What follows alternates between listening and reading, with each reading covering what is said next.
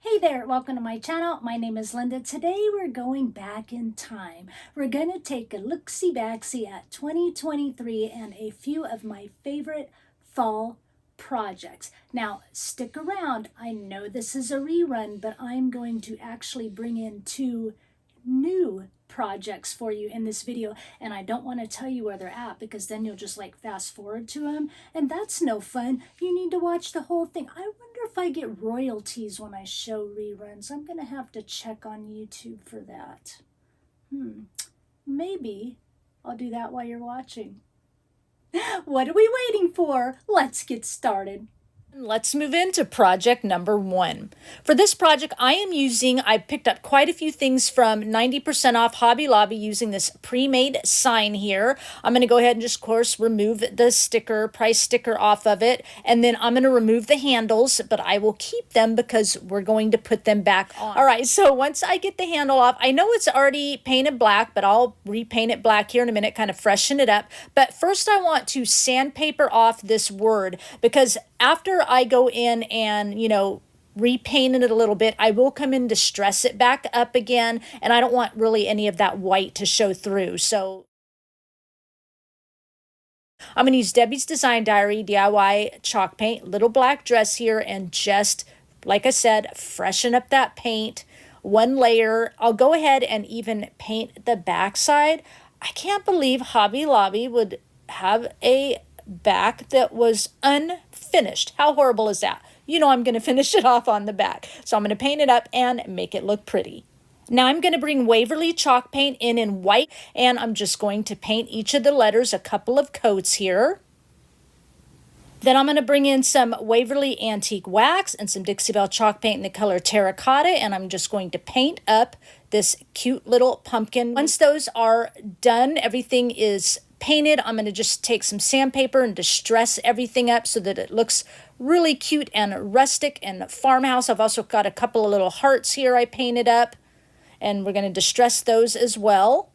Here's what those look like when they're all done. And now off camera, I went ahead and cut some paper. I traced my little pumpkin, I cut it out, and I sewed around the edges of my paper. Now I'm coming in with the open end of my scissor blades, and I'm just scraping along the edges to kind of give it a little bit of a halo, to stress it up a little bit. And I also cut my pumpkin out so it's a little bit shorter all the way around, so you see that wood perimeter around the paper. All right, so I'm going to be using Beacon Fabri-Tac glue today for my project. I'm going to just go ahead and glue my little paper piece down onto my pumpkin. This is paper I get at Hobby Lobby. And now I've got a vinyl quote here I cut out. I do have a free printable for you on my blog. So if you want to take that into your electronic cutting machine, you can cut that out. And I'm making sure I line that vinyl up at the right-hand side. I'm lining those edges up. All right, and then I'm going to just come in once my vinyl quote is on there, and I'm going to go ahead and glue down my letters for my fall word. I'm going to use the Beacon Fabri-Tac glue for this as well. You could use like super glue, works fine since those are skinny little spaces. And I'm going to glue my pumpkin on, kind of deciding which direction I want my pumpkin to go. Once I get that glued on there, I'll glue my little hearts into position. I think these are just cute little hearts. I'll have a link down below for those. And then I'm going to go ahead and place my handles back on because, those are what kind of gives this thing personality, right? Not the design, it's the handles. Anyway, once I get the handles on, that makes this project complete.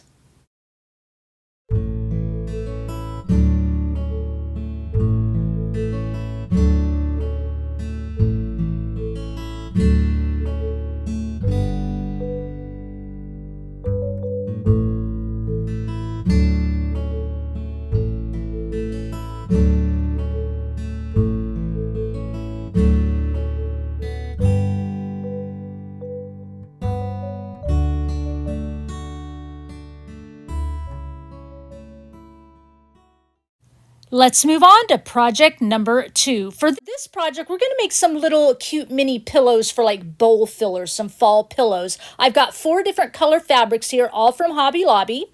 And what I'm going to do is I've just ripped my fabric. They're 4.5 inches wide, and then I'm going to turn and rip it into another 4.5 inch. So I have 4.5 inch squared. You need 2 pieces per pillow. So if that makes sense, rip them into 4.5 inch strips and then turn and rip them into 4.5 inch again. I'm going to use these 2 orange ones I've already ripped. I thought it'd be a little bit easier to see on camera. You can use hot glue or Beacon Fabri-Tac glue here. If you do that, you want to glue down 3 sides, stuff it, and then glue down your 4th side. I want to do a little sewing. You all know I want to do it. I'm going to use some crochet thread here. You can get this from Walmart, and yarn darner needles. And I use these because they have a bigger eye hole here to get that crochet string through. So go ahead and thread your needle all the way through and then tie a knot at one end, of course. Now I'm going to split the fabric apart, and I'm going to start from the inside of both pieces of fabric and pull it through that back piece to hide your knot. Then put your 2 pieces of fabric together. And then from the back side, you're going to come back through close to that knot through both pieces to the front. All right, and we're just going to make little stitches. So about 1/4 inch apart, I'm going to make a little stitch from the front to the back, both pieces of fabric together, and pull it all the way through, just like that. Then I'm going to come from the back to the front, about 1/4 inch apart, through both pieces of fabric, pull it all the way through. In case we have any beginners, and I'm going to do that again from the front to the back, pull it all the way through, and you're going to continue this process all the way around. All right, and I'll here in a minute show you a little bit quicker. 3 sides. Leave one side open. Quicker, you can take your needle and pleat both of those pieces of fabric onto your needle, completely down one side, and then pull your needle all the way through. And now you have a whole side of stitches just like that, nice and easy. Again, 3 sides. We're going to leave one side open. So it looks like a little pocket here, right? And then we're going to stuff that as full as you want to stuff it with some stuffing. We're going to stuff it with some stuffing. And then once you've got that stuffed, we'll go ahead finishing with our stitches, and we're going to close this side up. And then I'll show you how I kind of hide the little knot in the end. Just kind of like the beginning, we hide that beginning knot. We hid that beginning knot. We're going to hide the ending knot. I'm going to make my last little stitch here. I'm going to pull those pieces of fabric apart. I'm going to come through that back layer only, just like we did at the beginning. I'm going to pull it all the way through, and then I'm going to take my needle and come under that little stitch. Under any little stitch will do. I'm going to pull it through till I come almost to the end, and I have a little loop here, and then I'm going to take my needle through that loop once or twice, and then pull it all the way close. There's a knot, and cut off the end, and you're done. Now, the rest I did off camera, so I have 5 little pillows here, and then one I played with and already have a little bow on it. I'm going to use these flowers from Dollar Tree. They were Dollar Tree, oh my gosh, from Hobby Lobby. They were 40% off. They're really cute with the stitching on it. Nice heavy looking felt here. Nice vibrant and bright, but I'm going to take that brightness away. I'm going to use my Distress Oxide ink here and a little finger dauber sponge, and I'm just going to, rustic this all up with some ink and dirty it up a little bit. And then I've got some leaves off some picks. I'm going to dirty those up a little bit. I've got a little ripped strip of fabric, same thing. And then I'm going to add a little ink to that pillow that I've already kind of got a bow on there. And now I've got some more of that crochet thread. Make a little knot in one end. And what I want to do on this first pillow, nice and easy, is add like a little button. If you're a gluer, you can just glue your button on, okay? But I want to make that little where the pillow's kind of indented in the center that you see. So really easy, you just come from the back side and pull your needle and thread all the way through. And you have that little knot showing. That's cute. We want that knot to show there. And then I'm going to pull it through my holes here. If it's a 4-hole, I like to pull it through 2 at a time. And then I'm going to come back through from the front to the back of the pillow right close to that knot, and I'm going to pull it nice and taut. And now we have kind of that little indent. And then I'm going to come back through again to fill those other 2 holes if you have a 4-hole button. If you have a 2-hole button, you don't need to do this, obviously. And then looks like that when we're done. And then on the back side, I'm just going to come right close to that original knot and make a little stitch, a loop, pull my thread through a couple of times, and cut off the excess. And that's done. That button and that pillow is done. And you can do that on all your pillows if you want. If you just want cute buttons on all of it, and you're done. But I thought it'd be cute to make them all a little bit different, right? Of course. So this one's going to have a flower, that little strip of fabric, and a button. I'm going to pull this thread and needle through this sunflower just like we did the button. Okay, and then I'm going to add the little piece of fabric over the top and then the button on top of that. And I'm going to thread this button all the way through 4 times because I've got a 4-hole button here. I'm going to cross thread that through and then back through that little fabric and that flower, back through the back of the button. It's probably easier to watch. And pull it all the way through and then pull it nice and taut so you get that little indent. And then I'm going to knot it off in the back. Cut off the excess, and that one's done. This pillow, again, I'm bringing it from the back to the front. Want to make that little indent. I'm going to thread my little flower through it. Sometimes I had to use the pliers because it was just really thick flower to pull it through. I'm just making kind of a little stitch there on the flower, pulling it through to the back side. I'll straighten my little flower up here. I'm going to go ahead and knot that off in the back, just like we've been doing. Cut off that excess, and then I'm going to just glue a cute little leaf behind it. And then I've got a little twine bow I made in one of those bulb pins, and I'm just going to pin that to the center of the flower. And this one is done. Going to do the same thing on this next one. Again, I'm kind of just putting this flower on just as if I was adding a button, right? And adding that little indent in the back. Going to go ahead and knot it off here. Making my little loop and pulling my thread through, cutting off the excess, making a little knot, adding a big leaf here on this one.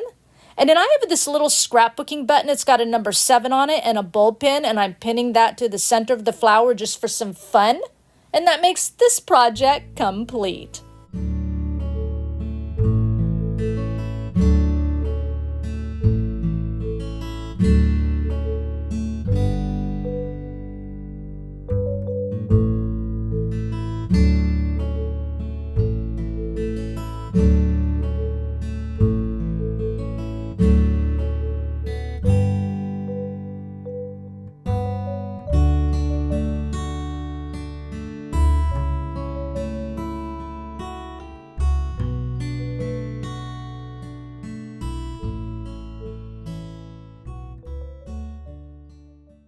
Let's move on to project number 3. For this project, I'm using this jar from Dollar Tree, but I'm replacing it with a fancier lid from Dollar Tree. They come in a 2-pack. And then I've also got different florals here, a little pumpkin left over. And I've got some of these little LED lights. You could use these ones from Dollar Tree. And then I've got some raffia tied in a bow here. I've got some really cute velvet fall trim from Hobby Lobby and some orange checkered trim also from Hobby Lobby. Just kind of whatever you want. And a couple of rusty stars here. I wasn't sure at this point what size I wanted. And the first thing I want to do, I was just taking some green floral tape and attaching my pumpkin to one of the flower stems because the stem on the pumpkin was really short. But later on, I'll show you that I take that green floral off because you can see it, and I just put some white floral tape on it and color it up a little bit. So I put that new lid on the jar, and I'm just threading my lights down into one of the little holes in the top of the jar, kind of toward the back. I'm using this battery pack, or this light set, because I like that the battery pack is a little bit smaller.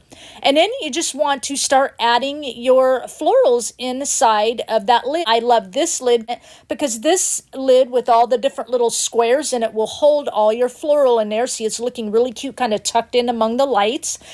Here's my pumpkin retaped with white floral tape, and then I just ran some of that Distress ink on it so it blends in a little bit better because you could kind of see it through the jar. And again, I'm just tucking in and arranging how I want it. This is so super easy, but looks really cute. And now I'm taking some of my Beacon Fabri-Tac glue and some of that really pretty, burnt orange velvet ribbon, and I'm just gluing it around the lid to kind of camouflage that. Decided to go with the smaller rusty star and a rusty safety pin, and I'm just going to pin it through the little orange checkered ribbon that I tied into a bow. Why I didn't just pin all this together to the raffia, I don't know, because my thought was I'm going to glue this raffia bow onto the front, and then my other little pinned ensemble I'm going to glue to that, and then I decided, no, I'm going to pin it to the raffia. So add a little glue to the back as well as pin the checker bow to the raffia bow, and then that makes this project complete.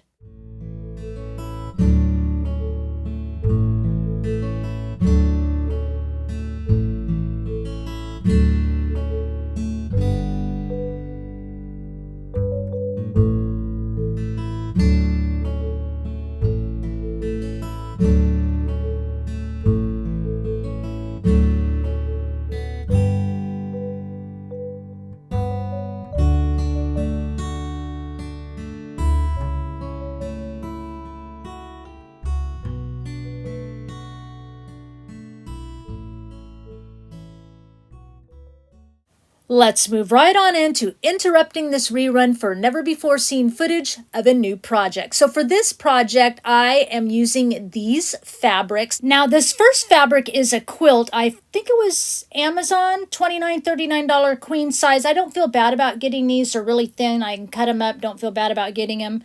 This one is an actual shower curtain I got at a garage sale for like a couple dollars. I love the, ribbon embroidery on here, so I'm going to try to incorporate that in my design. This is a pillow sham that I got at a thrift store, like $1.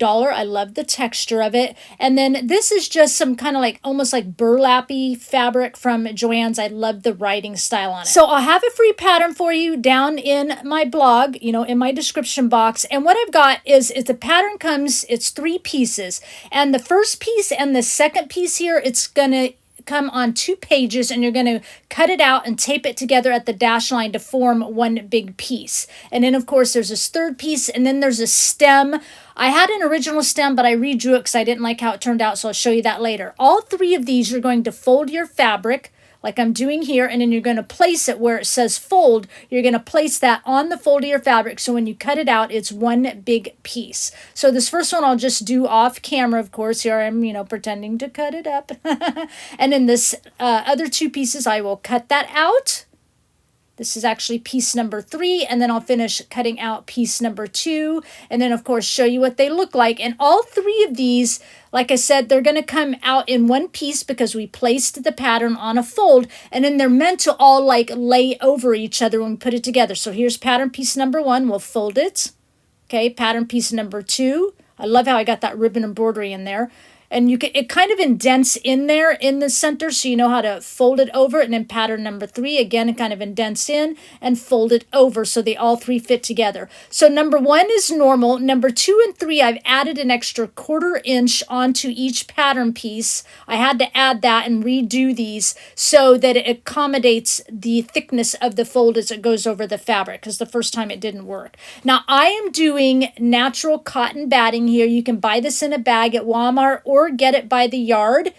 You can get twin size or queen size if you buy it in a bag. It's only about a 25-cent difference versus having it cut by the yard. But, if you can't find someone at Walmart to cut it for you, there's no help around, do it that way. And I'm only cutting 1 piece for the pattern number 2 and then pattern number 3. And this is totally optional. Okay, you don't need this, but I liked pattern number 2 and number 3 having that thickness, raising it up a little bit. You can use Beacon Fabri-Tac glue. You can sew it by sewing machine, sew it by hand. Whether or not you use batting, if you're a gluer, just glue down all your pieces. I'm going to do some sewing by hand this time around using crochet thread and a long needle. So on this piece number 2, I'm actually going to do like a blanket stitch. And I'm going to start between the layers of piece number 1 and 2 to kind of hide my knot. Okay, and then what I'm going to do is come back over the top to the front side, and I'm going to try to bring my needle through both layers now and come back out kind of right where I started. Okay, and then pull it all the way through. And I have a nice big long piece of crochet string on here. And then before I pull that loop close, I'm going to pull my needle through it. Okay, it's going to start our blanket stitch. I'm not going to go really slow on this. I will have a link in my blog to how to do basic sewing stitches, and this is on there. So then when you do the next stitch, you're going to go front to back again, and before you pull that loop all the way closed, you're going to run your thread through it. And now when we go on to the next stitch, it's the same thing, but you're going to notice that top layer of fabric doesn't go all the way to the edge because it's smaller than the bottom layer of fabric. So when we come back through to bring our needle back through, we're going to just only go through that first layer of fabric and then run it through the loop that we just made. Is that understandable? Yeah, because now we're dealing with a shorter piece of fabric on top. Yeah, so we have to run it a little bit different. So then I'm going to do that all the way around this whole pattern piece, okay? Just like this, here it is, okay? And now I've got my other third piece on top, and on this one, I'm just doing simple stitches from that third piece right over the edge to the remaining 2 pieces, below it. Just simple little stitches back and forth. I'm not trying to do the running stitch. I always called a running stitch, the blanket stitch. The blanket stitch gives you like thread along the edge of your fabric. And these are just simple little stitches, right? You could do this simple little stitch on all the layers and make it, you know, nice and simple, and don't worry about the complexity of a blanket stitch. It just gives you a little more decoration along the edge of the fabric, basically, because it looks like the same I'm doing here, except I'm not getting that stitch along the edge like I'm talking about. So I finally got this one done. I'm going to tie it off in the knot on the back side, and then we're going to move on to the stem.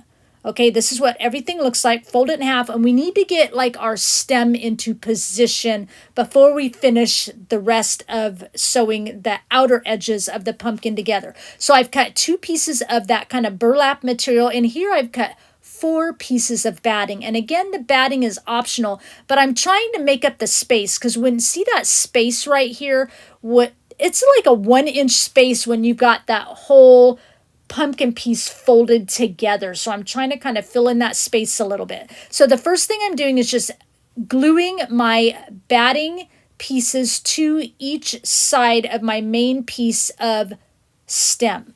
And I'm going to lay it down here. Now, when you lay it down, if you just lay it straight, you're going to see like here on the left edge as you're looking at it, a little bit sticking up. I designed this so that the stem would be a little bit crooked on the front. If you don't like that and you want the bottom edge to look straight, just kind of cut that excess material off. Okay, I know it looks like a mushroom from the other side. And what I'm doing is I'm gluing the bottom half of each side of the stem to each side of our pumpkin. Okay, and then I'm going to do little basic sewing stitches around the bottom curved edge of each side of our stem here. Okay, we can't just put the stem on in one lump sum, basically. We have to do each stem in half on each side of the pumpkin, since we're folding this pumpkin in half when we're done. Okay, and I'm just doing simple little stitches just like I did on that last center darker brown fabric there. I'm just kind of going front to back through all the layers of the fabric around the bottom edge of that stem, and just kind of doing stitches to sew it in place. If you're a gluer, just glue the bottom half of your stem on both sides.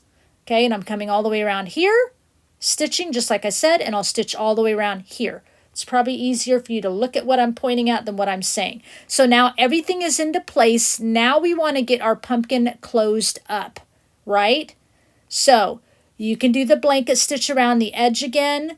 You can just glue it into place. What I'm doing is kind of tacking it into place all the way around from the stem, outer edge of the stem, all the way around to the other outer edge of the stem. I'm not gluing in the center area of the stem on either edge. Let me show you what it looks like. Folded shut. Okay, just kind of tacking it together. See, I've got the inner edge where that stem is completely open. So whether you're a gluer or sewer, leave it open. And then if you are a gluer, you're done. You can stuff your center. If you're a sewer, you can come around with a blanket stitch or regular plain stitches, whatever you want to do along that edge. You can do some machine embroidery stitches if you are a fantastic professional sewer, whatever you want to do to this edge. Okay? I, of course, am electing to kind of do that blanket stitch along both edges of our pumpkin, and I'm going to stop right up when I get to the stem. The stem is going to be the interesting part, because we have like half a stem on one side and half a stem on the other. So I'm closed here. I'm closed here. I've got the open edge where I told you I was going to leave it open in there where the stem is. And now I'm going to stuff this all full as I want it. And then we'll work on closing up part of our stem, not the whole thing. Okay? Let me get this all in here and then I'll show you what we've got. Now what I want to do, here's what it looks like. What I want to do, the curved area of the stem up to where the stem goes upward, I want to close that. So the portion of the stem that goes straight and up, we're leaving that open. We are now just closing up the outer portion, the curved edge of the stem. So those of you that are gluers, you can kind of glue that section closed, okay? But leave the straight edge of your stem up, this part here, okay? Now what we're going to do is close that straight edge, but we want to close it and stuff it at the same time. So get a little stuffing in there at the bottom, whether gluer or sewer. All right, I'm going to start sewing my stem halfway up the side. I'll kind of go up the side and over the top a little bit, and then I will stuff as much as I can and then start sewing down that remaining third side. If you're a gluer, you might want to kind of go up over the top and maybe about 3/4 down the other side of your stem, stuff it, and then go ahead and glue the other little portion of your stem closed. And I hope this is understandable. It's just I'm trying to explain sewing versus gluing, and maybe it's just easier to watch. And it really isn't as difficult as maybe I'm making it sound. You know, you can just do basic stitches, sew it together, glue it together. You could just glue the whole thing together and then add some stitches along the outer edge, call it good. But hopefully maybe it at least gives you some inspiration to create it, okay? So here it is all put together. I love how the embroidered look on this side, how it looks on this side, but I also love just the simple of this side. So, and I was just going to leave it like that, but you all know me. I've got to add a little something. So I just took some large diameter twine I get from Walmart, wrapped it around the stem, make a little bow here, added a couple of beads on the end, on the tails. Beads came from Dollar Tree. We're going to do that. And then I'm going to add a little tag as well. The tag I printed onto some fabric using my inkjet printer. I'll have a link to...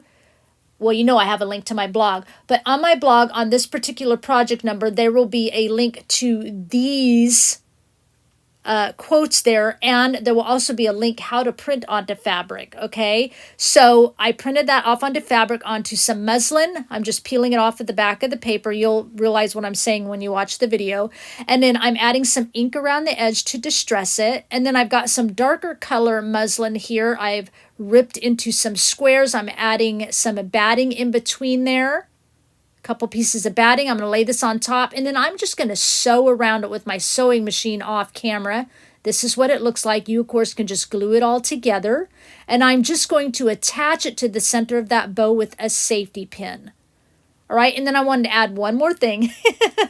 My simplistic look, a little bit of Excelsior here right up underneath that, just to give it a little bit of a fall kind of rustic look here, although I think maybe I could have just left the whole thing plain as I was done sewing it, but that makes this project complete.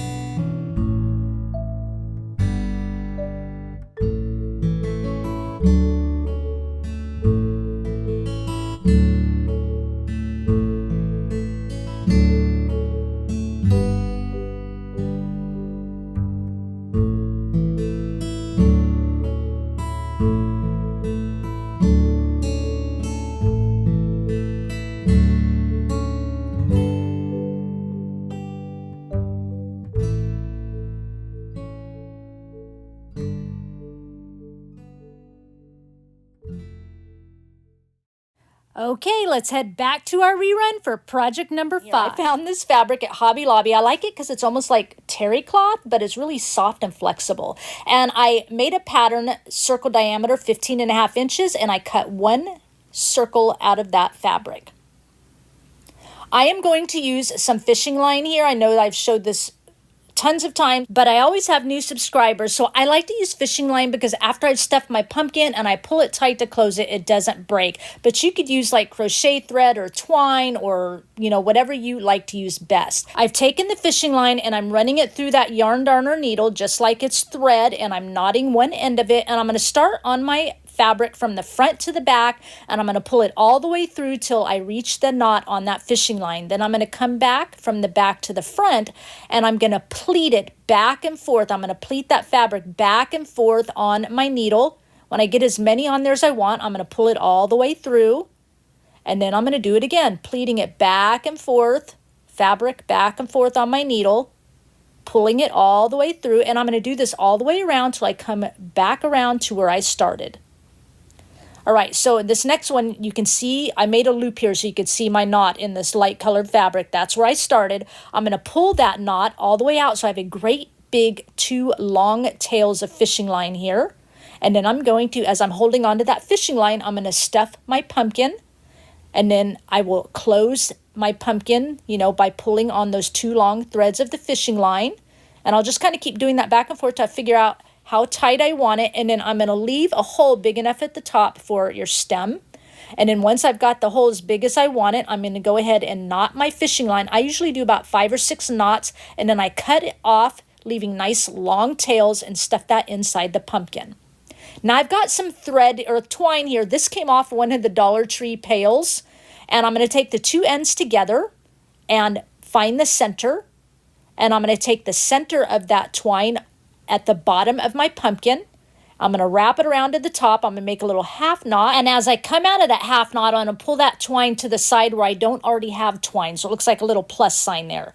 Then I'm going to come to the bottom, and I am going to pull the twine underneath the twine that's already there, because that helps kind of hold it in place. And I'm going to fill in a cross here. So I want to make like 6 or 7 sections. I'm going to pull that up to the top, and then I'm going to tie a little knot. I'm going to pull the rope tight, tie a little knot, and then I'm going to cut off the excess. And now we have some sections on our pumpkin. And then this is a stem that came off of a Dollar Tree pumpkin. I'm going to cut off all those little pieces on the side and stuff at the top edge of that stem. And I'm going to go ahead and glue that stem using my Fabri-Tac glue into the hole at the top of my pumpkin there. And then I want to kind of cover up the stem.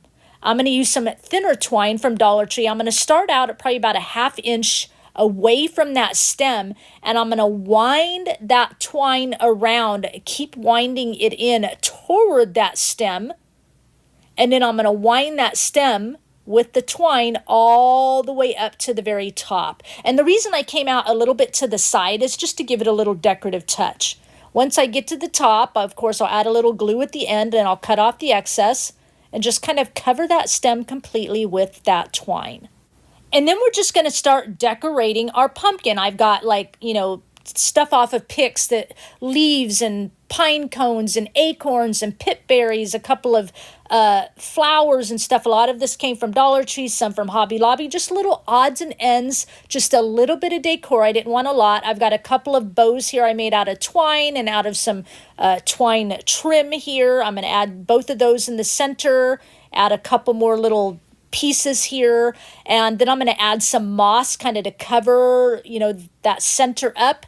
Add a couple of little sunflowers here. I'm going to take them, add a little glue, and then I've got a little black and cream checkered bow I've made out of some ribbon from Hobby Lobby. I'm going to take the 2 sunflowers and kind of put them together, and then take that bow and center it right in between the 2 sunflowers. I'm just going to squish it all together.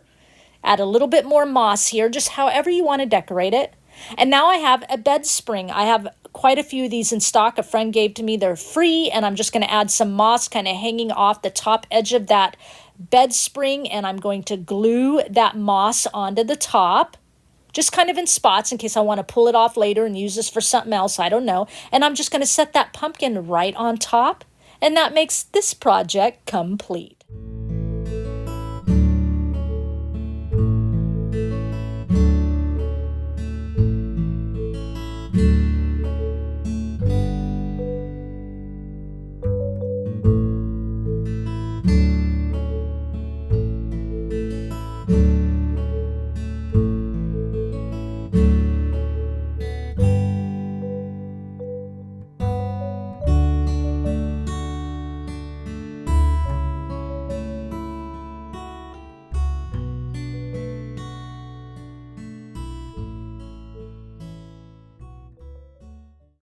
Let's move on to project number 6. For this project, we're going to start out with one piece of fabric measuring 16 inches in length and 7 inches in height. All right, I'll show gluing and sewing options, of course. What you want to do is fold it in half so it's long ways, all right, because we want to glue or sew down those sides. So if you're a gluer, glue down those long sides. So it looks, we're going to make like a little bag here. If you're a sewer, of course, go ahead and sew down those long sides.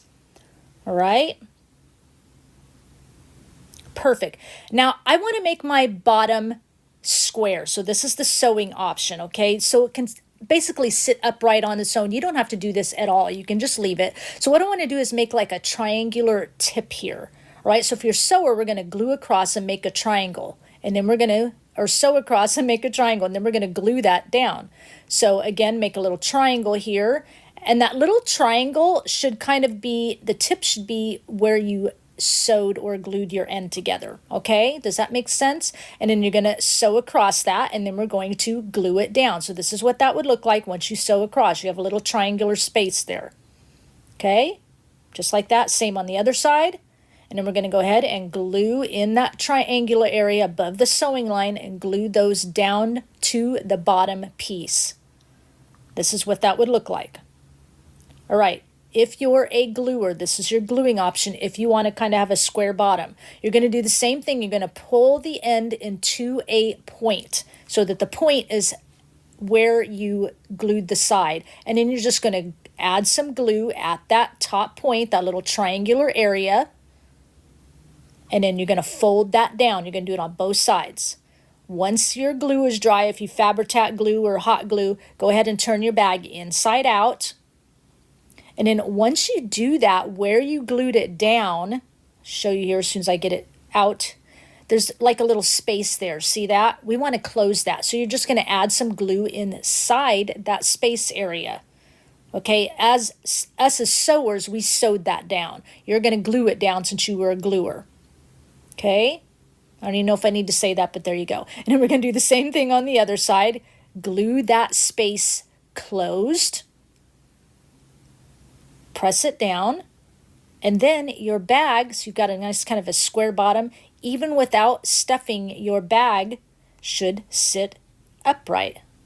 There it is, just like that. All right, so again, that's optional. For this part, I've got pumpkin spice here. I printed it onto some fabric. I'm going to give you a free printable with 3 different fonts on there so you can kind of choose which one you might like, the design option you like. And then I'm going to go ahead and rip my pumpkin spice little tag down to the size that I want. Rip my fabric to that size. So then I'll go ahead and rip the secondary piece so that it fits behind my little pumpkin spice tag. Now, I want to kind of rustic everything up, primitive it all up, so I'm just taking that Distress Oxide Vintage Photo ink and I'm inking everything up. This big inker, you can find these in the scrapbooking section, like Hobby Lobby, Joann's, Michael's. It's really nice because you get a handle and then a package of the little pieces that just Velcro on top, so you can use each of those little foam pieces for all the different colors. So it's kind of easy to hold, get your ink onto your projects. So I'll get this distressed how I want it to start because I will add a little bit more ink later. All right, I'm going to set that aside, and I found this bag of mini scoopers, $1.99 at Hobby Lobby, 3 to a bag. And what I want to do is take some of this Waverly Antique Wax, mix with water, and give it a little bit of a stain. I wanted this to, be like a bag of spice, and you've got a scooper to scoop out your spice, right? So, of course, I will stain this all up, and then once it's dry, I'm going to just come in with some sandpaper and just kind of, distress around the edges a little bit.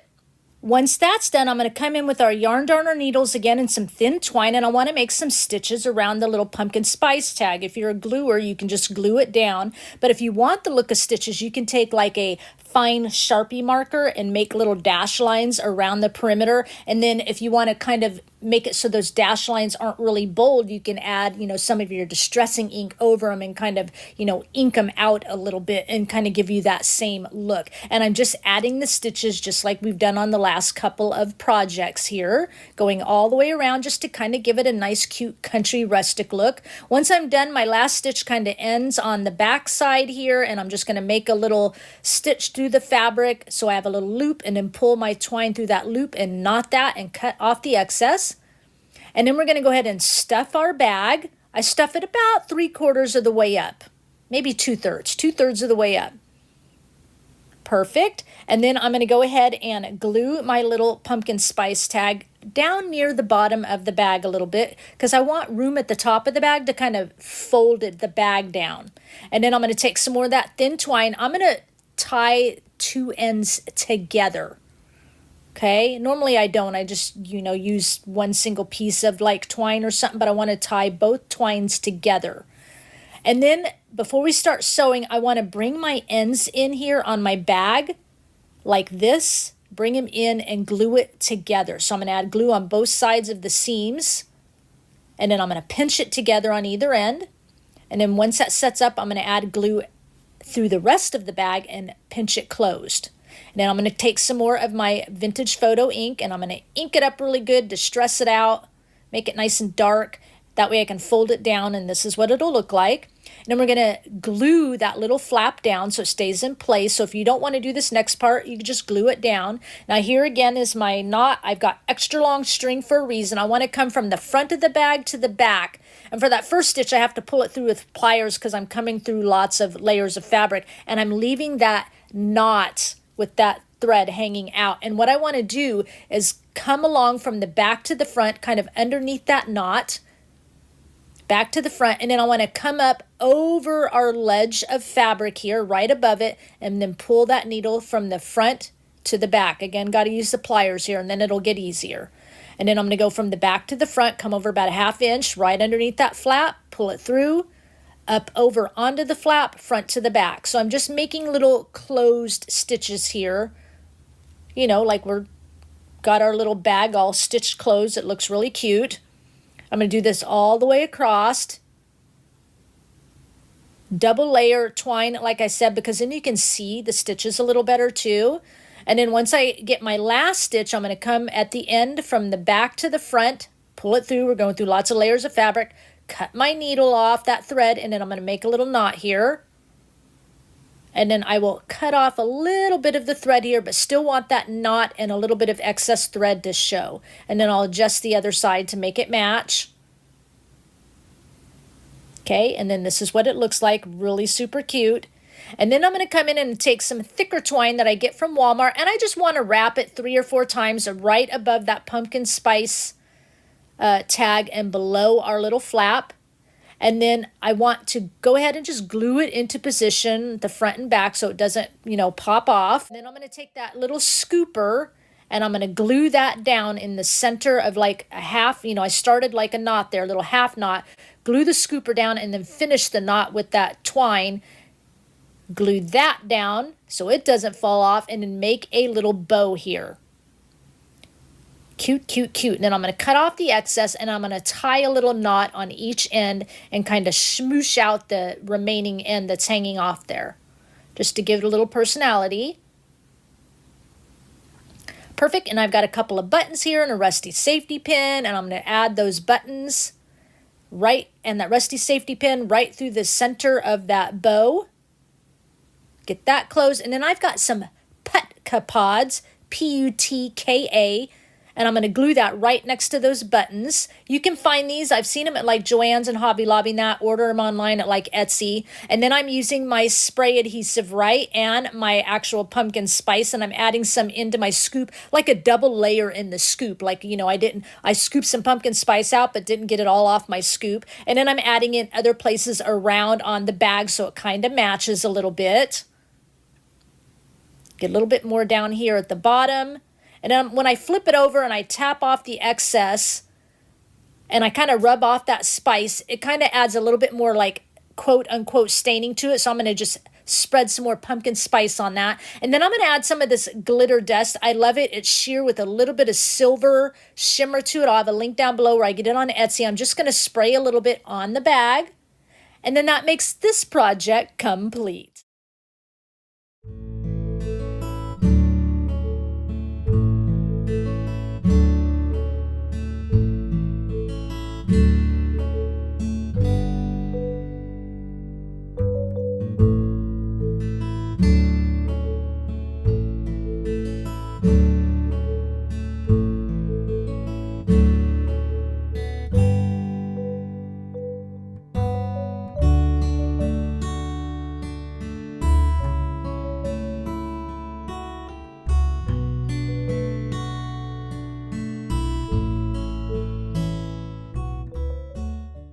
Let's move into project number 7. For this project, this is a pillow that a friend shared on a YouTube video. We're going to use it for inspiration. Close, but not quite the same colors because I didn't have orange fabric. So you're going to start out with 2 pieces of fabric. This is 100% cotton. It's Waverly brand by at Walmart, and it's 17 by 17 inches. Nice square pillow for our main pillow. And then I do have a free printable for you on my blog. The link will be down below in my description box. Now this is just hand-drawn pumpkin, so it's not perfect, but I do put in there that how big the pumpkin should be. The PDF printable comes in 2 pages, and you'll probably have to resize it. So I kind of gave you the measurements there. And of course, you'll have to tape it together to get your full pumpkin before you cut that out for your pattern. I'm going to use this fabric from Hobby Lobby because I love the texture of it. It's kind of like a terry cloth or something. It's really cute. Now you can cut out 1 or 2 pieces for your pumpkin depending on how thick you want it. I'm going to cut 2, and then I'm going to use this twine you get from Dollar Tree because it looks like the twine in the original picture. If you're a gluer, Beacon Fabri-Tac, I'll use both. I'm going to use Fabri-Tac and sewing today. Go ahead and glue down your pumpkin, whether 1 or 2 pieces in the center of your pillow. I'm going to go ahead and just kind of glue my 2 pieces together, just a little bit of spot gluing here and there to help hold it together better when I go to take it to the sewing machine, because I want that little bit of stitching around it, kind of give it a country look. And this fabric, even though it kind of looks like terry cloth, it's really soft and kind of flexible. So this will help hold it together better. And then I'm going to see where I want this centered top, bottom, right to left on my 17 by 17 fabric here, right? And then I'll go ahead and glue it down again, spot gluing, and then I will take it to my sewing machine. Gluers, you're just sitting here waiting, because us sewers, if we want to sew it, we got to do our part before you can come back and join us. Once I get this glued on, I'm going to just take 1 piece only to the sewing machine. Don't take both pieces. Just take the piece that your pumpkin's glued onto. And I'm just coming in about a 1/2 inch with thread that pretty much closely matches the pumpkin. Because my first thought was, you'll see that thread sewing around the pumpkin, and then I was going to put that variegated twine around the edges of the pumpkin, but I end up changing that. I end up putting the variegated twine over the thread versus on the outside of the pumpkin like its original pumpkin pillow. So it really depends whether you're going to cover the thread or not, whether your thread matches your pumpkin color. All right, so we'll get the rest of this all sewn up here. Now I'm going to go ahead and leave my edges of my pillow out and frayed for a real farmhouse look. So I'm going to put both of my pieces together with my pumpkin outward. And if you're a gluer, couple of ways to glue. Yeah, there's a couple of ways to glue. You're going to go ahead and glue 3½ sides together toward the edge, just around that outside edge. Here comes our last side, about half of that, so you can stuff it and then you glue that closed. Or, here's the next way you glue it. If you have a pillow form, you're going to glue 3 sides together, right? Leaving 1 whole side open so you can get that pillow form in there, and then you can glue that 4th side down. All right, you didn't know there was 2 ways to glue, did you? If you're a sewer, I'm going to come in here. It's going to be the same exact way, whether you're going to stuff it or put a pillow form. I'm only going to sew 3 sides down and then put that pillow form in the center. Now, I actually went ahead and sewed around it twice just for decoration. You don't have to do that, but I did 2 stitching all the way around the edge. Then I'm going to put my form in there, and it fits just perfectly. This form is at Walmart. It's like 2 for $10, like 15, 16-inch forms, 2 for $10. And then I'm going to come back in and I'm going to double stitch that last open end twice to close my pillow up. So here's what that looks like all the way around, our little cute double stitching. And don't worry, we're going to fray those edges of the fabric a little bit more. Now I'm going to come in with the Beacon Fabri-Tac glue and our variegated twine, okay? First thing I'm going to do is the center. I want to do like a little oval, right? Like a pumpkin have, like a little oval section. And I'm going to take that twine and I'm going to press it into that little oval section. And then I'm going to make sure as I come back around, I kind of cover that first piece there so you don't see the edge where it first starts. And I'm going to come around and do this twice. And I thought twice would give it a little bit more of a decorative edge. So I'm going to come around twice right next to the first oval, side by side, all the way around. And I know on with all my lights and stuff here, it doesn't look like it quite matches. The twine doesn't match the fabric, but it does in person. I'm going to cut that off, that end off, and then I'm going to hide that end. Okay? And then what I'm going to do is come around, and to the right side, I'm hiding the cut end under the top right part of that oval.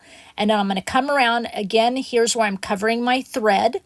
I'm going to cut that off as I come around and meet the bottom part of that oval, and I'm going to hide the edge underneath it. That's what is nice about thinner thread, because you can hide it without being too lumpy bumpy.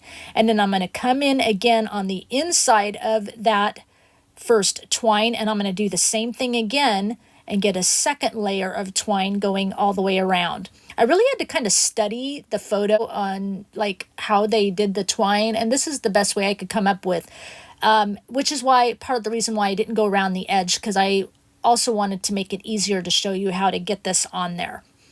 It just didn't quite work going around the edge to make all the wrapping around the pillow work quite right.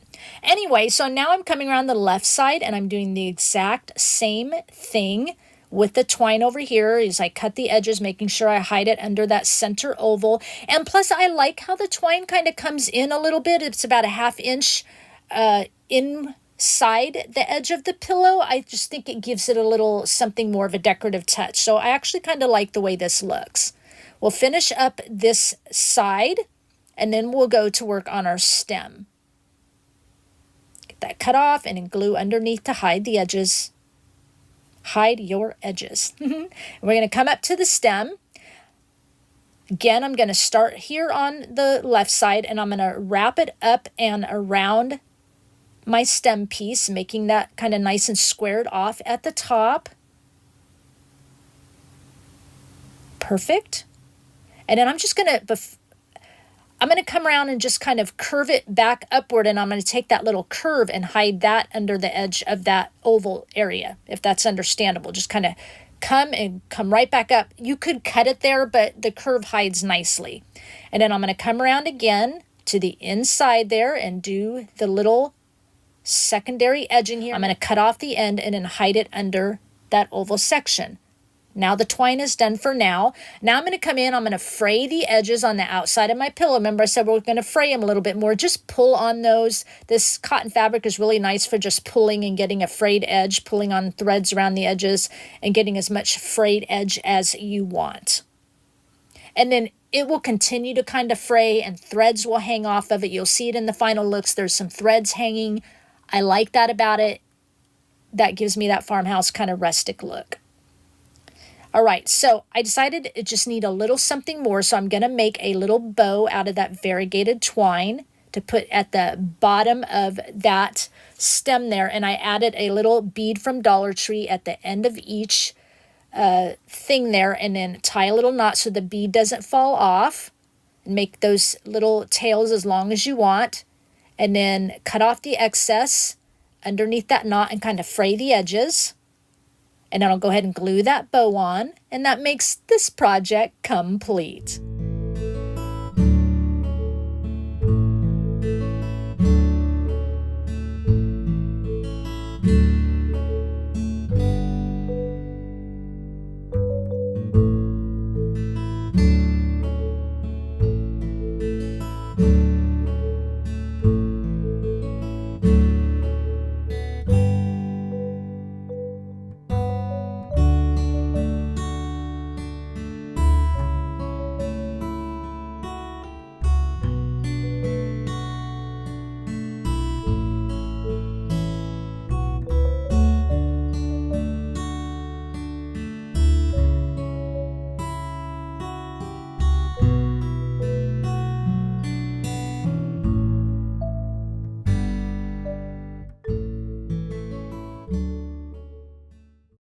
Let's move on to one last interruption of this rerun for another new project. For this project, this is my inspiration. It is a new pumpkin pick I saw come out on a video not that long ago. I've never seen these in our Dollar Tree. I'm going to make one. You've probably got all the supply in your stuff already, so it should be fairly inexpensive. I went out and at least bought this tall pumpkin because I did want a tall one. I could have just made little short ones that look like that pumpkin pick, but I thought it would be cute with, you know, a short and a tall. I'm removing the stems from both those. We're not going to use them, and I'm using reindeer moss and this from Dollar Tree, as well as some twine because I wanted to make it some different, you know, versions, and a couple of these for stems. These also, I don't know if they have them anymore at Dollar Tree, do they? You could get bags of, you know, different kinds of wood pieces for stems. So I'm just finding, you know, the ones I want for each one. And this one, I'm like, you know, I shoved the stem in to kind of indent it. Now I'm picking out some of the styrofoam, making sure it fits for later.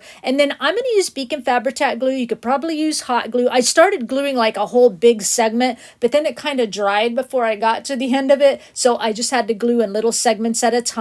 And I'm just placing this reindeer moss on there. Now I had two different kinds of reindeer moss. I had this one that's kind of got like long looking stems in it. And then the other one that's kind of the package up at the top of the clip here, that was more like fine pieces, and that worked better. I actually ended up moving this reindeer moss to the little pumpkin and using the finer pieces for this bigger pumpkin. I'm going to just kind of show a little bit of this one on, you know, film, and then the other one I'm going to do off camera because it's basically the same thing. And then here I am. I've now switched to the other kind of broken up pieces of reindeer moss. And like I said, I liked it better for this bigger pumpkin. Now, I am going to be honest. The picture, the inspiration picture, looked way cuter than what mine turned out like, because I'm just not sure I like these type of pumpkins. Not the way they look, just the way they look. They're like earthy and all natural, and I'm more like the fuzzy, cute, fabricy looking ones, that kind of thing. But I think they've turned out great for what they are. Once the moss is on, I'm really squishing it hard against both of the pumpkins. Make sure it sticks, and I'm making sure I can still access my hole where the stem's going to go. And on this first pumpkin, I'm using this. I'm going to cut off the little scarecrow here. You could save it for another project. I don't like it. It found the round file. It's too cutesy for me. But I am also going to cut off the leaves. I'm just kind of cut them like off because I can undo the twine and stuff like that, and we're going to have long enough reeds. I'm going to call these reeds to use. So, you know, I didn't try to just take the leaves off individually. Too much hot glue on all of it. Anyway, cut the twine like I said so I can break this all apart, have a bunch of these reeds to use. And I'm going to use 2 reeds at a time. You could just use 1, but I'm going to use 2. I will glue the 2 reeds together, but first what I want to do is, as you can see, I'm kind of bending it and I'm breaking up the binding of these reeds. Be careful and don't just slide your thumb down these if you use them, because if you just slide your thumb down to kind of break it up a little bit so that it becomes more bendable, you will cut your thumb. It's actually pretty sharp than it looks. So then I glue the 2 reeds together, and then of course I start at the tip top, glue it down, and then glue the 2 reeds all the way down from the top opening down to the center of the bottom of the pumpkin. Now what I really wished I had, which the original picture had, was that, you know, those branches that are really bendable. I don't know, willows or whatever you call them. But of course, I don't have those, so I'm using this as an option. So for each one, again, 1 or 2, whatever you want to do, go down and bend the reeds up to make them more pliable and bendy, and then glue them together, fuse 2, and then glue them down your pumpkin from the top of your pumpkin where your stem is going to go down to the bottom. Of course, when I get down to the bottom, it's too long, so I cut it off, and then I just glue it into the center. And I'm going to make, like I didn't just wrap around the whole pumpkin. I'm doing each piece separately. So I start 2 on each side, and then I'm going to kind of make like an X pattern in the remaining leftover of the pumpkin. Okay, like that and that. Kind of an X pattern, but you can do however you want. But that way it'll give me like 6 sections on this pumpkin when it's done.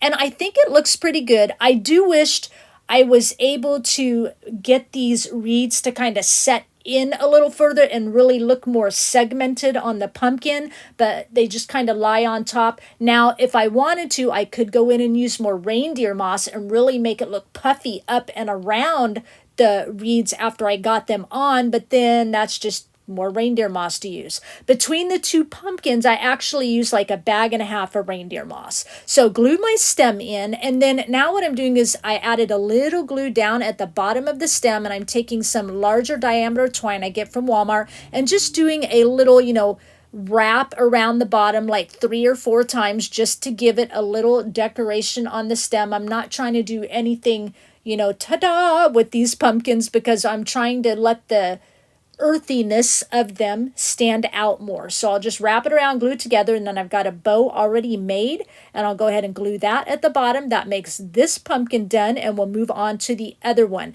Now for this pumpkin, I wanted to use twine as our little pumpkin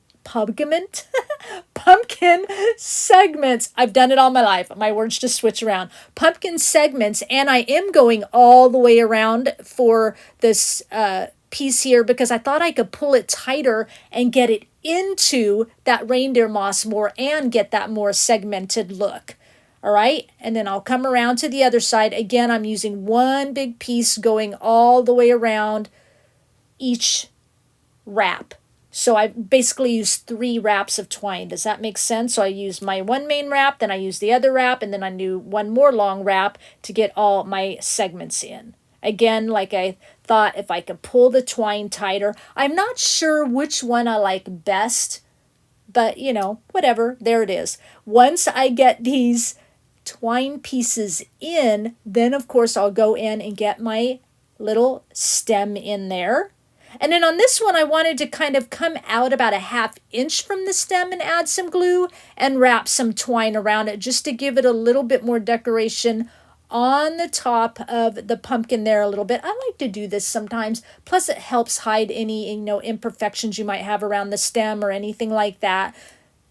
So there you have it. That's my reason for doing it. And then of course I will just make a bow, glue that on, and then I decided this one I will go ahead and add some beads. These are beads that came off something from Dollar Tree. I'll tie a little knot at the end of the bead, as I always tell you and do, so that the bead doesn't fall off. And I'll smush the ends just a little bit after I cut it off. And then of course that makes this project complete. What do you think? How does it compare to the original picture?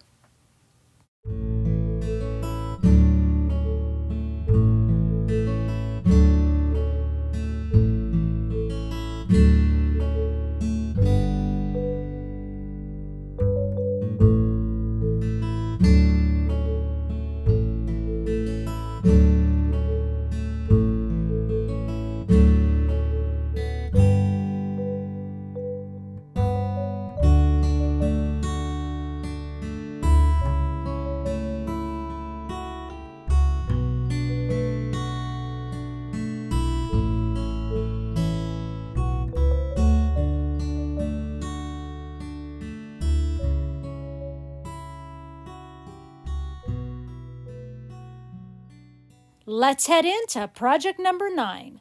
For this project, I'm using some fabrics. I picked this up at Hobby Lobby. It's kind of like a corduroy fabric. Got it on sale at 40% off, so very affordable. Picked this up at Hobby Lobby as well. Nice kind of plaid pattern. This is from Walmart. And then this is just a felt I got from Hobby Lobby. I wanted an orange color. It was all they had, but it's not going to be seen anyway. But I thought, I could still do stuff with it. And then this green stripe I picked up at Hobby Lobby, but I end up changing it to something else. So for a cute pumpkin pillow today, I didn't create a pattern for you because this is really simple. Your main pillow shape is 13 inches wide by 16 inches tall. Your pumpkin shape, which is just basically an oval, is 7 inches wide by 10 3/4 inches tall. And the oval is just a little bit more narrow at the top. And basically I just folded a piece of cardstock in half and cut an oval shape. Really easy. And then the little stem, it's just, create a little stem here. It's really easy, whatever shape you want. It's just a little over 3 inches tall, about a little over 1.5 inches wide.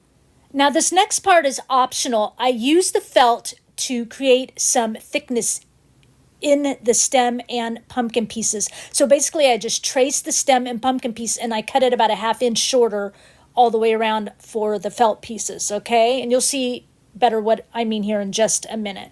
So for my fabric pieces, this part here is not optional. It's the main pillow. You need to cut 2 of them. For the pumpkin, you'd only really need to cut 1. The stem, you can cut 1, and you can even cut 1 of the felt. But I cut 2 of the stem and the pumpkin pieces and the felt because I wanted the thickness and I wanted to sandwich the felt in between my fabric pieces. I'm going to start off with Beacon Fabric Tack Glue here. Those of you that are gluers, you can follow this step, of course, and I am going to glue my felt in between my 2 fabric pieces. Now you can just use 1 piece of felt here. You don't have to use any felt. You can just glue 1 piece of fabric for your pumpkin onto your main pillow base. This is just for thickness, okay? So I'm gluing both my felt pieces in between my 2 fabric pieces of my main pumpkin. And then I'm going to do the same thing on the stem. Again, you can use 1 piece of felt, 2 pieces of felt, no felt. You just kind of decide how you want to do it. So here I'm going to get my stem put together. And then if you are a gluer, you want to make sure you glue down the sides around your felt if you're using felt in between your layers. And then go ahead and glue your stem in the top of your pumpkin, and then go ahead and glue down the edges of your pumpkin around that felt. All right, and then if you're a gluer, you want to make sure your kind of pumpkin is centered side to side, left to right, top to bottom, and go ahead and glue that pumpkin down onto 1 piece of your main pillow base, okay? I'm going to go ahead and glue my stem in, top of my pumpkin here, and I'm going to go ahead and kind of spot glue my pumpkin down to the center of my main pillow base fabric here, because I want to add a little hand stitching for some fun. So this is optional. If you're a gluer, you might want to do this as well, but if you're not, you don't have to do any of this. So I usually say I'm going to use crochet thread from Walmart, but I found this thin acrylic yarn at Dollar Tree, and it's very similar to the crochet thread, and it actually comes in black and white. So I'm going to use the black from Dollar Tree as my crochet thread for this pillow. And you'll need to either use yarn darner needles or doll needles because they have a bigger eye hole. Yarn darner needles have 7 needles in the pack. The doll needles have 5. 1 pack is a little bit taller needles. It really doesn't matter. You just kind of want that larger eye hole to get this thread through. So whatever one you choose, at Walmart, they're like $1 something a pack. So go ahead and start out with a nice long piece of thread it through your needle, and not one end, because you have like 2 ends hanging off your needle, just not one end, okay? Don't put 2 ends together. And you're just going to use the piece of fabric that your pumpkin's on, so take the other piece out. And then you're going to start at the back of your pumpkin at the stem. We're going to start on the stem first, and you're just going to pull that thread and needle all the way through till you reach the end of your knot, for those of you that don't know how to hand sew. Okay, pulling it all the way through. And then you're just going to come through about 1/4 inch away from where your thread came out, and you're going to poke it back through from the front to the back and pull it all the way through, and you've just made a stitch. Now on the back side, you can see here, we're going to come back through again about 1/4 inch away, poke your needle through to the front side, and you're going to pull it all the way through. Okay, then poke your needle from the front to the back side, again, just about 1/4 inch away. Poke it through and pull it all the way through till your thread comes to the end. Again, from the back to the front, pull it all the way through. Again, 1/4 inch apart, front to the back, pulling it all the way through. You can see here better on the back side that we've got our little stitches. Okay, I'll turn this here, and you can see the little stitches starting here. And we're going to take it all the way around the stem and all the way around the pumpkin. So you can see here on the back side, I've got some nice little stitches coming around. I'm coming to the other side of the end of my stem here. I just kind of wanted to show you. So when you come to the end of your stem and you go to poke your needle back through, now we're going to poke it right onto the pumpkin part of our fabric. Okay, so we're just continuing around basically here. So when I poke this back through here, same thing as we've been doing. Now we're on the pumpkin part of our fabric. Right? And so now you should have this down 1/4 inch apart, front to the back, pull it all the way through, back to the front, pull it all the way through. And again, like I say, do this all the way around, okay? And it just makes a cute little stitch, little country cute stitch. Again, it's optional whether you are a sewer or a non-sewer. If you're a sewer, you may want to sew around your pumpkin, but you might want to do it with the sewing machine. Whatever, you like, that's what you do. I just thought it would be cute. Now, I could have done like that blanket stitch all the way around, but I thought I would just do straight stitches all the way around and just give it, a little bit funner personality. But I do like how this turns out with the straight stitch. So again, all the way around, I'll meet you back here coming to the top. And here we are already. I'm going to make my last little stitch. It's kind of hard getting it through all the thickness of this fabric. I kind of push it down on the table to get my needle through. It's just only when you're coming through the stem and the pumpkin together. But then I can pull it through. So I'll get that last little stitch done, and then we're just going to close it off on the back. Those of you, of course, that, are beginners, want to do the sewing. All right. So when I come to the back side here, and I don't care if some of my stitches are wonky or straight, doesn't matter. It makes it cute. I'm just going to grab a little bit of the fabric here, making sure I don't come through the front.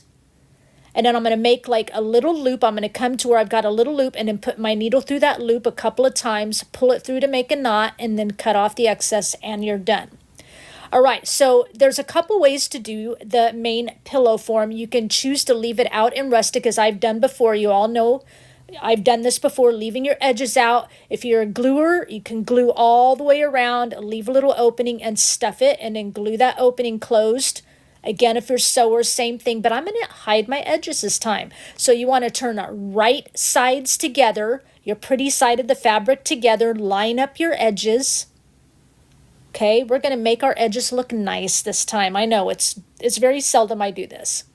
All right, and then it's basically the same routine. If you're a gluer, you're going to glue all the way around close to the edge, leaving a little 4 or 5 inch opening so that you can turn your fabric right side out and then stuff it. I'm going to go ahead and pin mine together. I like to double pin here where I'm going to stop and leave that opening. And then I'm going to go ahead and sew about 3 3/4 around. Now, if you've opted to do it the way I am doing my pillow and you're all glued or sewn, go ahead and turn your pillow right side out. And, I like to use like a little skewer or something like that to kind of poke my corners out to get them all nice. And I did that off camera, I think, to get them all nice and pointy. And then go ahead and obviously stuff your pumpkin as stuffed full as you want. If you are a gluer, we want to close our end up if you did it this way. So fold your ends in toward your stuffing there, and then go ahead and glue that closed. All right. Obviously, if you're a sewer, we're going to do it by hand with a needle and thread. Again, you're going to fold your open ends in toward that stuffing, and just with your needle and thread, just make tiny little stitches up and over those folded ends. You can see how I come here, kind of show it right here, kind of through the 2 fabrics, pull it through, and then bring your needle up and over to do your next stitch, and do that all the way across till it's closed. So this is what it's done all the way closed. And then I want to come in and I'm just taking my fingernail and I'm just pulling along the edges of the stem and the pumpkin there, along the fabric edges, so I can fray all those up and, make them look that little bit of rustic look for our farmhouse look. All right, so I told you the stripe material. I decided not to go with that. I'm going with this really kind of pretty sagey dot material I got from Hobby Lobby. I'm just ripping off, 1.5, 2, might be about 2 inch strip of fabric here. Okay, and then I'm going to just tie it in a little knot. See how long I want my little tails to be, and then I'll make a slit and rip that end off. And then I've got, these are kilt pins and a couple of buttons. This kilt pin has been in my stash forever. I know that Walmart carries them, but they're about half the size, or about a 1 inch. This is probably about a 2 inch kilt pin. I'm going to add the buttons to that kilt pin, and then put that kilt pin through the center knot of my bow, and then just glue that bow on at the base of my stem. And I'm just going to do a little spot glue so that I can crinkle and wrinkle my bow ends of my ribbon. And then that makes this project complete.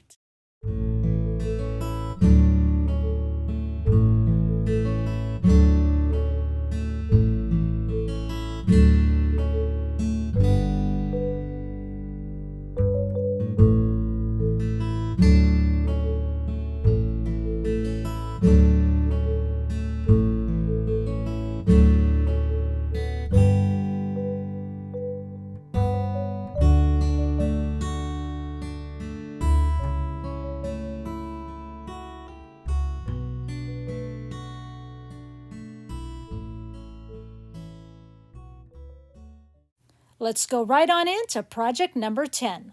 For this project, I just hand you a fun half pumpkin shape. I will have a free PDF printable for you. It comes in 2 pages. I'll give you the sizes here. I wrote the instructions on there just in case you have to resize them a little bit. The length should be about 18¼ inches, and then the height from the bottom to the tallness of the stem should be about 7½ inches, or whatever size you want. I am taking this outside. I'm going to cut it with my jigsaw. So I'm going to draw the pumpkin shape onto my wood first. I did have to kind of adjust the height of the stem a little bit. My wood wasn't quite as tall as I wanted, so my actual tallness of my pumpkin was like 7¼ versus 7½, but somewhere around there is perfectly fine. Once I draw this out, I'll take my jigsaw, of course, and begin cutting the shape out. Now, once I finish this side, because of the way I'm kind of cutting it off the end of a table, I found I kind of had to flip my wood over and then redraw the other side again to be able to cut it at this angle. You may not have to, it's just kind of the way I'm cutting it off of the edge of a table. So once I get that redrawn, of course, then I'll go ahead and cut that side out. Once that's done, this is what it looks like so far. It looks like a really nice kind of cute shape. And then I will come in and I will sand it both sides because I want to like stain it and paint it, of course, and then distress it outside. I'll do that off camera, sanding it again, and it gives me the option of which side I end up liking better after it's sanded. So I'm going to take this Waverly Antique Wax mixed with water, this Dixie Belle chalk paint in the color Terracotta for my pumpkin. I'll start out with the wax mixed with water, and when I get to the stem, I bring in the Waverly wax full strength, not mixed with water, to kind of darken the stem a little bit, because we're, of course, going to leave that brown. And then once the Waverly Antique Wax mixed with water is painted on there and dried, and I do this to both sides, of course. I'm just showing one side here on camera.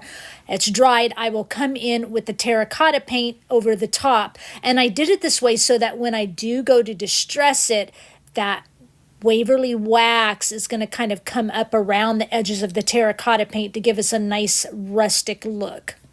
All right. Yeah, I really like how this looks, and I wanted kind of a half pumpkin, so it could be like, you know, sit on a shelf. It could be like something out on your porch, by your door, anything like that. So here's what it looks like all distressed. You can see one side is distressed more than the other. It turned out I like this side better, so I'm going to go with that side. And then I use my laser to cut out some wood shapes. You could cut it out in vinyl here if you decide to do that. Yes, I have a free printable for you. It'll be a PDF and a PNG, because maybe you want to take like some carbon paper with the PDF version, and then you can take some paint markers or some paint and then paint your letters in. Just wanted to give you a couple of options in case you don't have a laser. Other option is like Dollar Tree has woodwords like this. I've seen woodwords at Hobby Lobby, and Joann's would look really cute on this pumpkin as well. So lots of options for you, okay? I'm going to go ahead and glue my letters down. I'm using Beacon Fabri-Tac glue again. Works wonderful. I'll just kind of start in on the pumpkin word. I wanted kind of a combination of cursive and straight print for my quote on here, just so, you know, it would give it a little bit of personality, of course. I designed the hello there so that you knew the long of the T would just kind of fit to the left of that pumpkin word, so you kind of knew where the shapes fit in there a little bit better. So I actually designed these with some intention in mind to help you kind of fit the words together nicely. Get that on there. Of course, take the green painter's tape off. I use another heart here. Again, these are from craftingwithkimber.com, and you know, cut some paper out just like we did in the first and second project, or the second project, not the first. The first was a pillow. Glue the paper onto our wood, and then I'm taking some of that thicker twine again that I get at Walmart, wrapping it around the stem twice, kind of gluing it into place, and then I'm going to add some of this moss here. Just a little bit, kind of right under the bow to kind of give us a little bit more of that rustic. And then I'm going to go ahead and finish tying that twine into the bow, and I'm going to glue it a little bit under that knot there so it kind of stays in place, holds the twine in, etc. I'm going to use my crocodile tool here to put a little hole into our wood heart, and I'm going to use this bulb pin here, like light bulb. You can get these at Amazon. Walmart has them in the sewing section. Some Walmarts do. Anyway, I'm going to pin that heart to the center of the bow, and then I'm going to cover that top ensemble up. I'm going to take some brown paint mixed with water, dip a fan brush into it, wipe off the excess, and I'm just add a little bit of splatters, just kind of around the words a little bit, not all over, just to kind of give a silhouette around the words, okay? And then once I do that, that makes this project complete.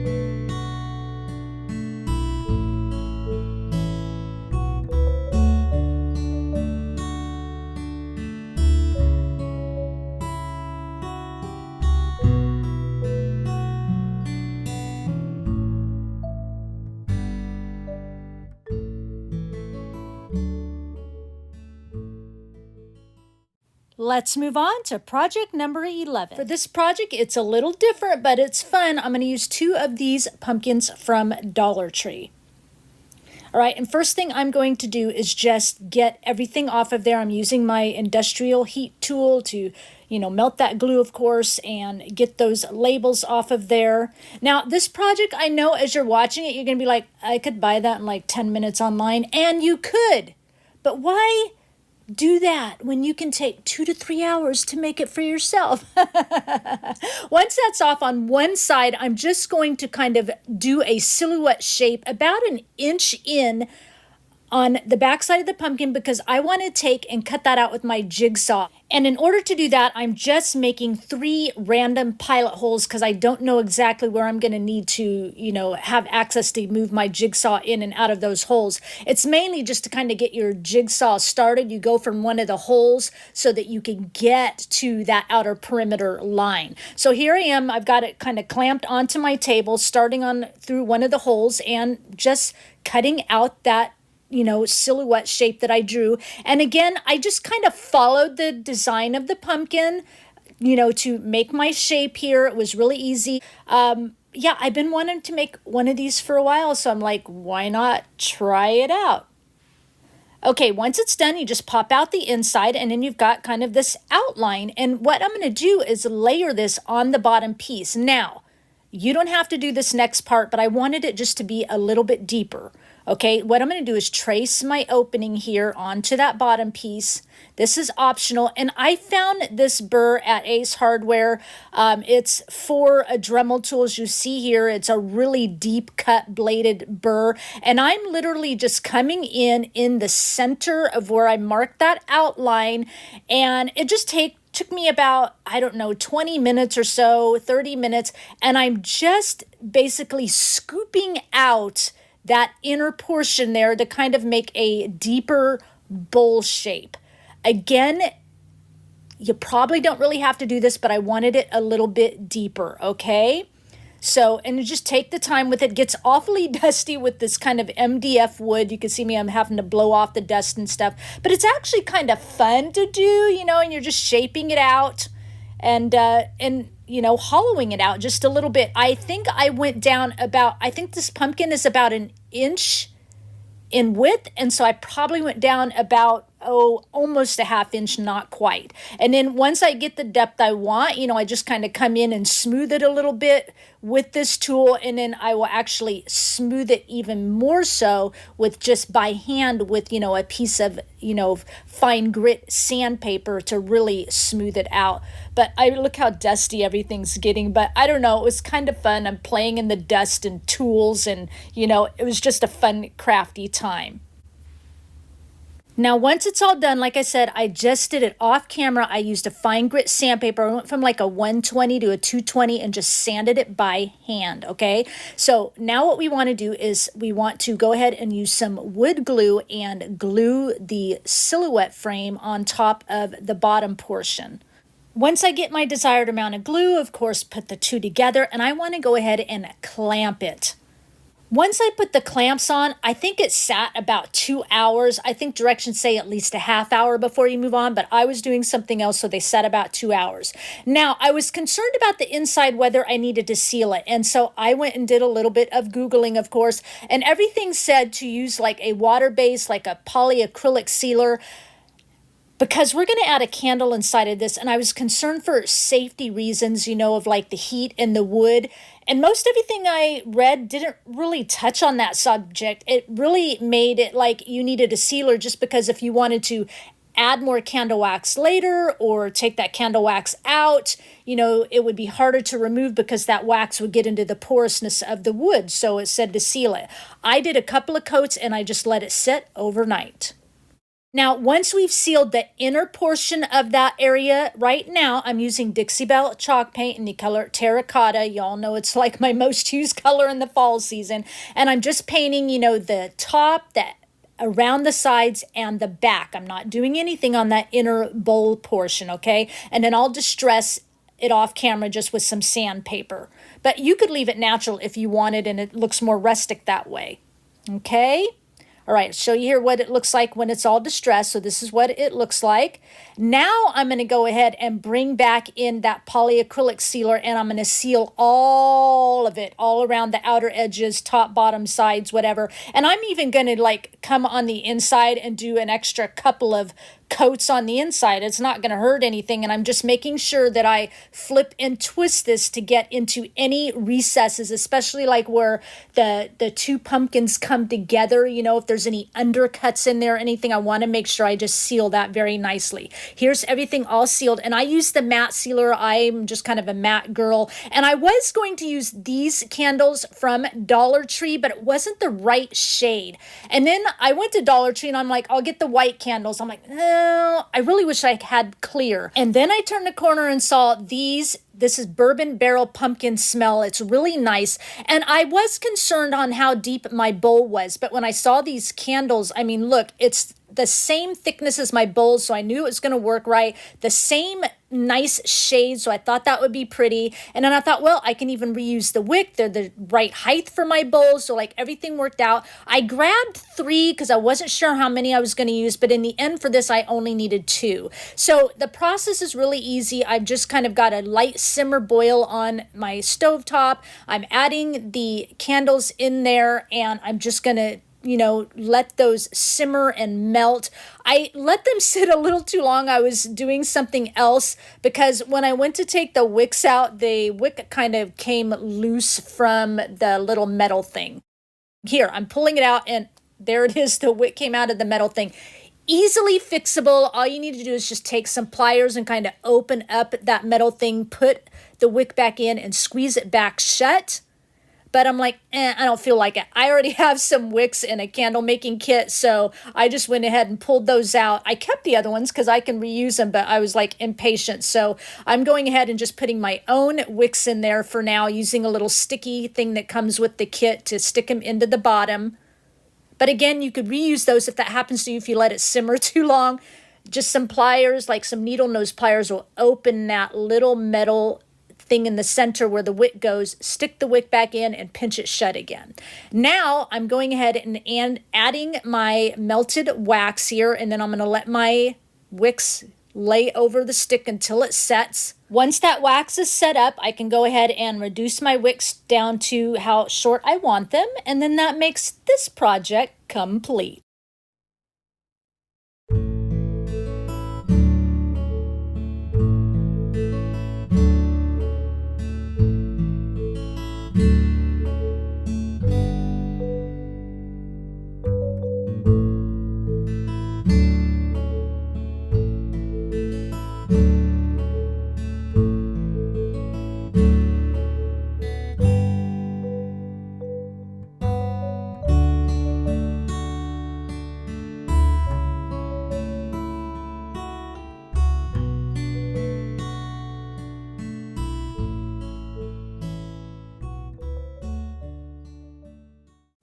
Let's move on to our last project, number 12.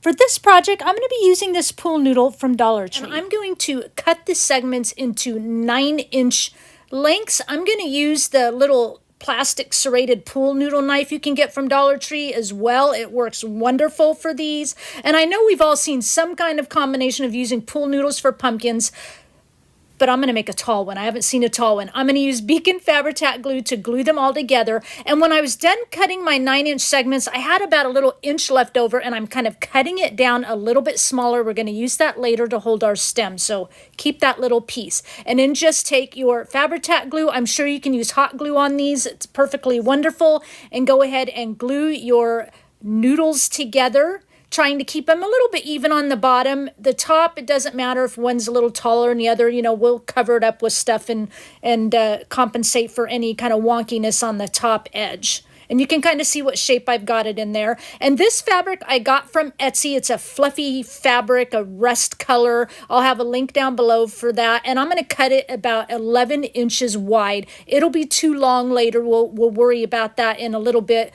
Maybe 11.5 inches wide. Sorry about that. We'll worry about the length in a little bit. We're going to work with it long first, and then we'll cut off when we get to the end. And so basically, I'm just going to start kind of gluing on my pool noodles here, making sure I get glue nice and deep in between the pool noodles as well. So when you wrap it, you can really tuck it in there. You see me doing there, just tucking it in nicely. Okay, and we're going to do this process all the way around. And I'm tucking it in nicely in case you don't want to use twine like I'm going to do later to really kind of bring in that segmented pumpkin look.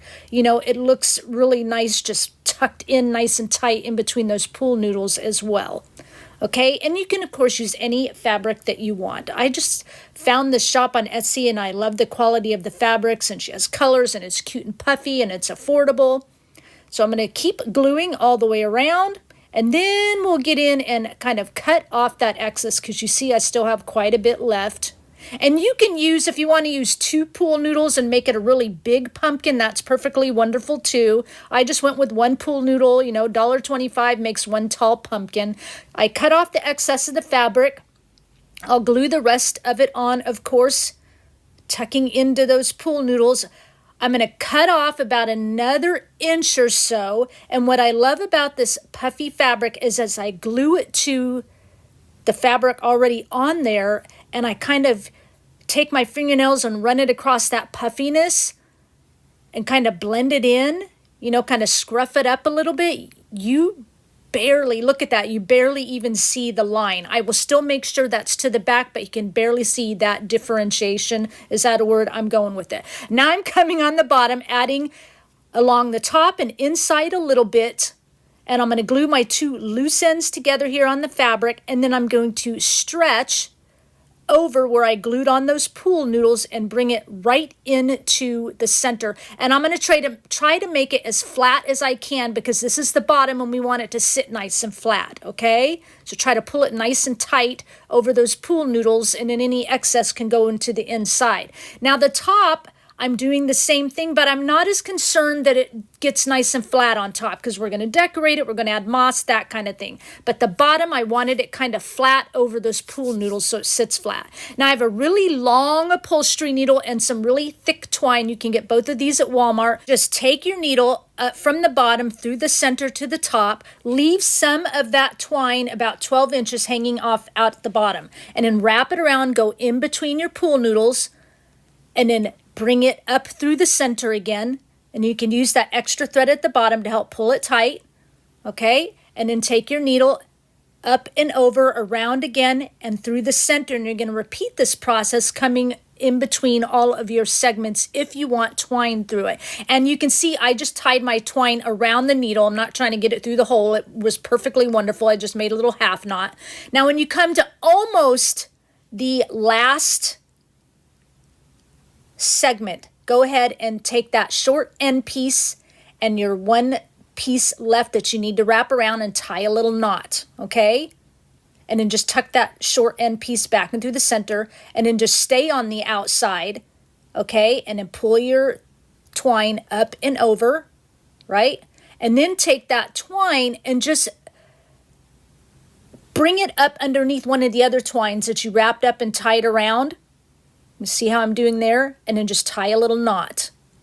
And then that excess twine, you can just tuck it in the middle. Don't need to worry about cutting it. So I hope that's all understandable. And now what I'm doing is I'm just gluing down the twine in between the center. This is optional. I just thought if I kind of glued it and tucked it in a little bit more between the pumpkins, it would give us even a more, segmented look between the pool noodles, okay? Again, optional. And then the next thing I want to do is I want to add some weight to our pumpkin. So I'm on the bottom side. I'm using these little pieces, wood pieces from Dollar Tree. I end up using 2 because they're kind of short, adding some glue around the outside of both edges. And what I'm going to do is take one and tuck it in on the bottom, kind of just tuck it down, just stick it in there, and then take the other one, add a little glue on the top side, tuck that in, and then I'm going to flip my pumpkin over and take my long upholstery needle and push down on it so my wood touches the table. All right, and then I just cut a little piece of fuzzy to cover that wood, and that will give us some weight with those wood pieces so our pumpkin doesn't tip back and forth, because those pool noodles obviously are pretty lightweight. Now I just got a piece of stick from the backyard and I want to cover it. All right, and as you see there, I'm going to cover it with that thick twine we use for the segments on the pumpkin. And as you can see, I'm gluing it about, a ½ inch to an inch up. I'm leaving the bottom portion because we're going to take that bottom portion and tuck it into that little extra piece of pool noodle we had left over, right? So, and we'll do that in a minute. So I'm just taking that thick twine and I'm wrapping all the way around my stick just to give it a little bit more something so it's not just a stick poking up. And of course, I'm going to complete that process wrapping around all the way up to the top until my entire stick is covered. Right, finish that process. Glue that last little piece in. And then we're going to take this and add glue around that bottom portion that we didn't add any twine onto, stick it into our little piece, add some glue around the outside of that little pool noodle, and we're going to tuck that into the top. And like I said, that will hold our thing in, take up the space of the pool noodles, and now it's perfect. Now I'm going to add some moss around the edge, so it's going to kind of help cover up any pool noodle that maybe didn't get covered by the fabric or anything like that. I'm going to let it hang down the sides a little bit using my Fabri-Tac glue for this. You, of course, can use a hot glue gun, but just lay your moss how you want to lay it if you want moss at all. I like this moss I use from Walmart because it's a little bit more moisture. And then I have these curly cues. They came off of this acorn pick I got at Dollar Tree. It has great big curly cues on it. So I took a couple of those off and I'm going to tuck and glue those in right close to the stem. I like how this turns out. Like I said earlier, I've seen the pumpkins made out of short pool noodles, but I've not seen any made out of long pool noodles. And so I think we created something original here. I'm just kidding. So I have a wood leaf here. It came from a dried bundle of dried sticks and all that stuff you can get at like Hobby Lobby, and some burlap leaves you can get from Dollar Tree. And I just kind of took the burlap leaf and cut it down a little bit, sewed around it with orange thread just to, give it a little something. And then I'm just going to glue both of these in. You could just use all burlap leaves if you want, of course. And then I've got some phrases I've printed onto some fabric, but I'm cutting it down to fit my wood slice, but a little bit shorter so I see a little bit of wood slice around it. And then I just sewed around it with my sewing machine, some orange thread. I'm going to add some Distress Oxide ink and Vintage Photo around the edges so it kind of pops up off of that wood slice a little bit, and then I'll go ahead and glue that down. Perfect. And then I've got a twine bow here, just using that same twine we've been using on our pumpkin. I'm going to glue that down between the leaves.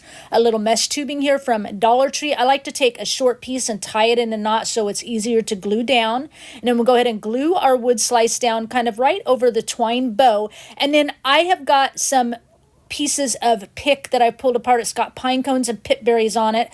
I'm doing a couple of those and I'm gluing those in between the wood slice and the stem because I want to take up that space a little bit. We don't want our wood slice kind of hanging out over here in the air. Added another little bit of mesh tubing, and then I'm going to add a little bit more inking around our fabric quote on our wood slice, and then that makes this project complete.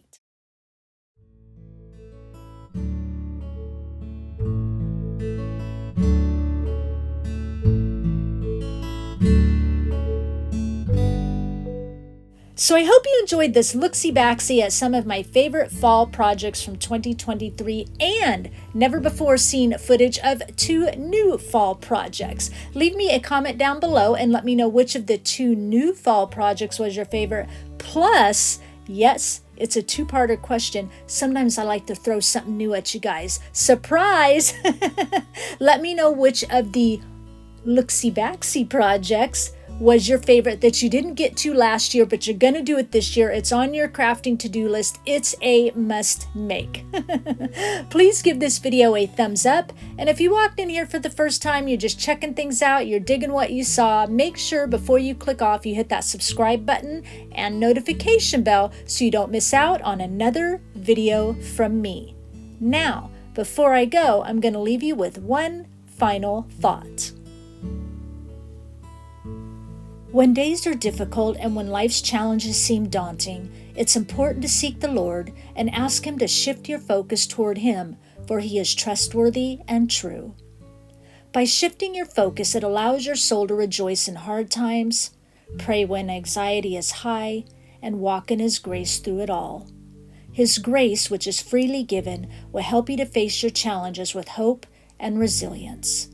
God's grace is a powerful force that helps push any obstacle out of the way, because without God, nothing is possible. God is your reality and your future. He is your peace and your hope. He is your answer to whatever you're facing. You only need ask. He is your pillar of cloud by day and your fire by night to guide you and provide light, as it states in the Bible, the book of Exodus, chapter 13 and verse 21. One is not without the other, for God is always with you. In the book of Isaiah, chapter 40, verses 28 through 31, it states, "Do you not know? Have you not heard? The Lord is the everlasting God, the creator of the ends of the earth. He will not grow tired or weary, and His understanding no one can fathom. He gives strength to the weary and increases the power of the weak. Even youths grow tired and weary, and young men stumble and fall, but those who hope in the Lord will renew their strength. They will soar on wings like eagles. They will run and not grow weary. They will walk and not be faint." In this world, God is your provision, your safety, and He is your healing. He is perfect in all His ways and knows what you need before you even ask. With God, your heart has all that you could ever ask for or imagine. Immeasurably more than you could ever imagine. He will guide you through your journey of life, through every season, through every ordinary day. But know this, no day is ordinary when God is in all and above all. So allow your heart and mind to focus and go to His dwelling place and worship at His throne. His righteousness will be made complete with joy as you sing with the angels, "Holy, holy, holy is the Lord God Almighty."